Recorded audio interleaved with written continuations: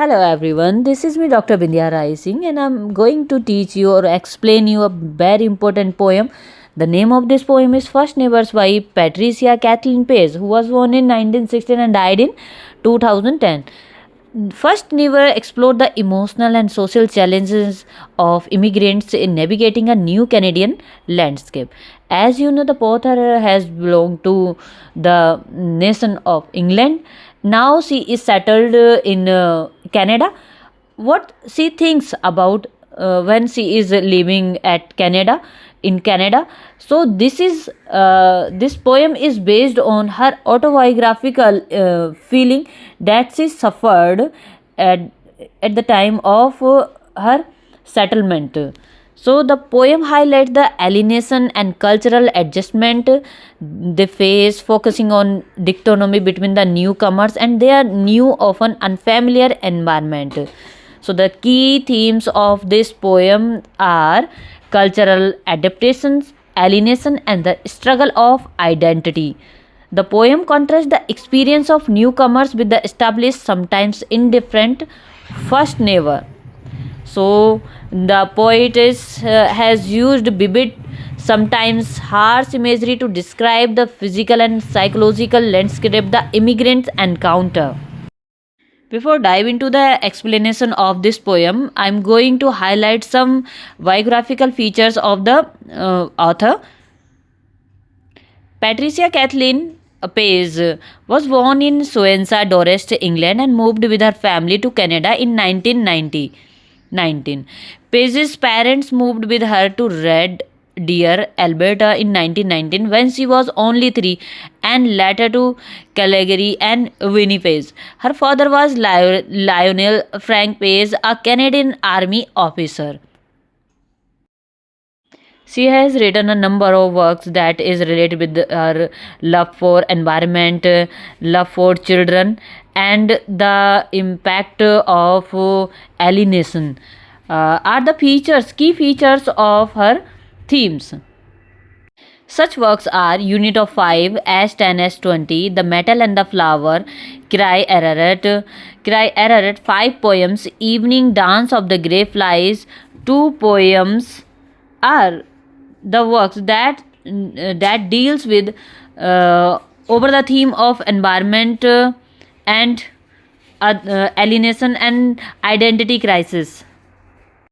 Now I will explain the poem First Neighbor by P.K. Pace line by line. The people I live among unforgivingly are previous to me, grudging the way I breathe their property, the air. The speaker is an outsider, as an English settler, surrounded by people who were there first unforgivingly previous to me. They feel a sense of ownership over the land, regarding the speaker as an intruder who doesn't deserve to breathe the air, doesn't able, who cannot live in the atmosphere of the present country, Canada. The people of Canada do not want that the protagonist should leave the place that likes she used to live.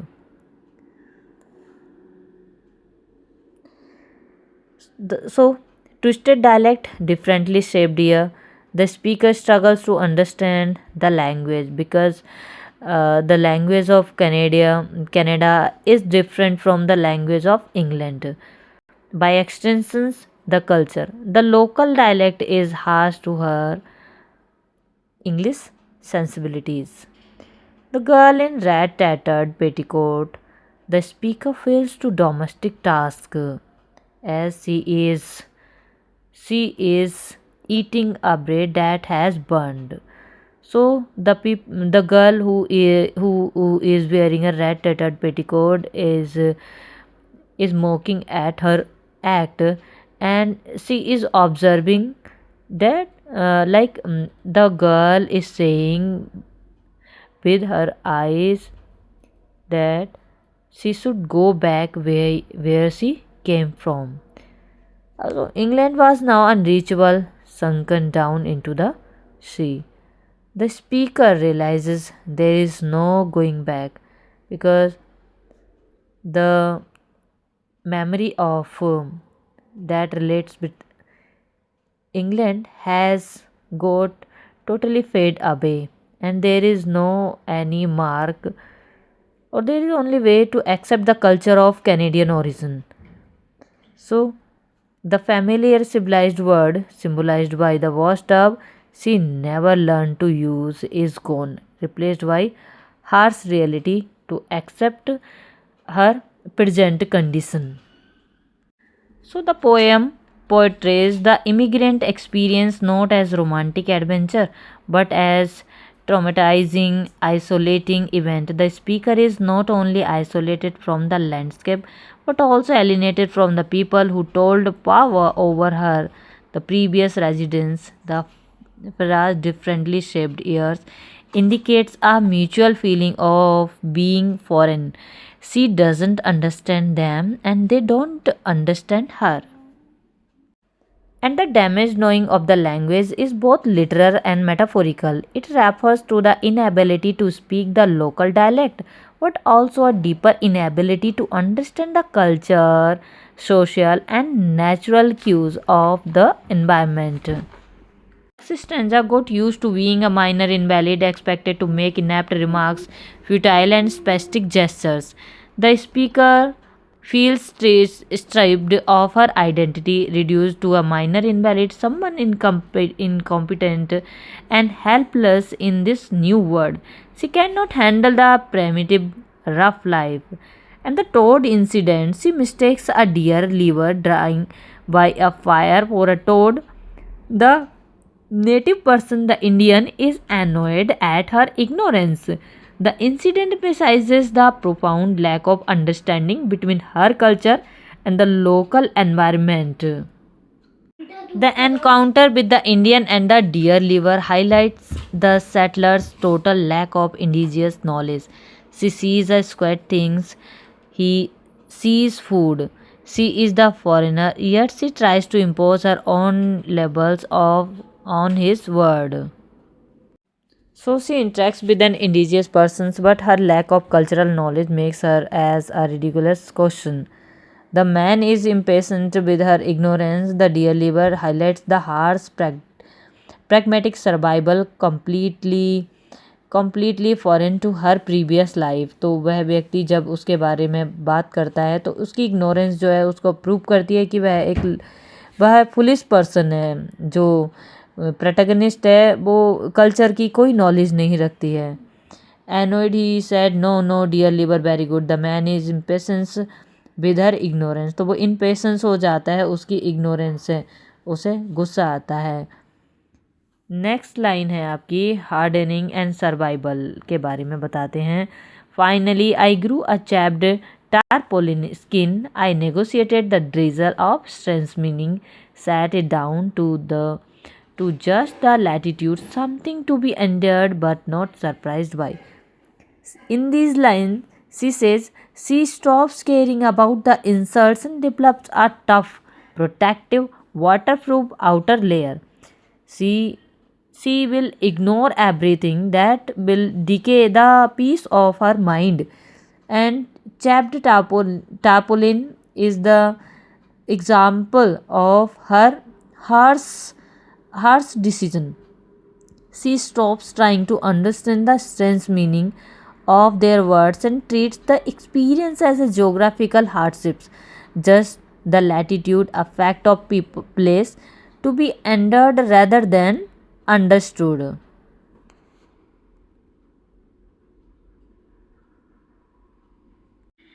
Inaccurate, the forest can still kick me. One afternoon, while I was drawing words, a malignant face flickered over my shoulder. The branches quivered.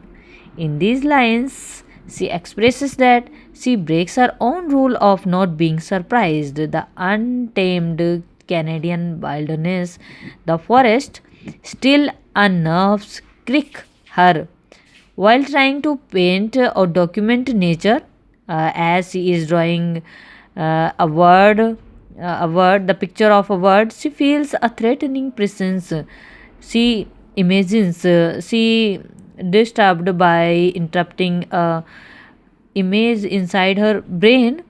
That is the memory of, that is the experience when she was, that was the bitter experience of her side, and suggesting the land itself is hostile or haunted.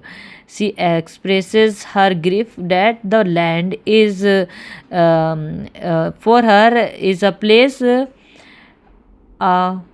a horrible incident of her life. Forest can be compared with the dense, frightening, frightening desires of the protagonist, or dark imagination of the poetess. Resolved to be both tentative and hard to startle, though clumsiness and fright are inevitable. So now she will take a final decision to be cautious. Cautious, tentative means cautious but stoic, hard to startle. She accepts that fear and awkwardness, that is fright and clumsiness, are unavoidable in this new life. She wants to ignore all the weaknesses that has become the part of her life, but she cannot ignore all. In this area where my damaged knowing of the language means prediction is forever impossible, she admits her understanding of this new word is flawed, damaged, or declined because she cannot truly communicate or understand the context. She can never predict what will happen next. So there are a number of themes, such as alienation, the feeling of being an outsider, hostility of nature, society, the environment, people and forest is indifferent or the actively hostile. Third one is survival, the necessity of becoming hardened. Tarpaulin skin can be used for surviving. Language barrier, the inability to communicate effectively leads to isolation.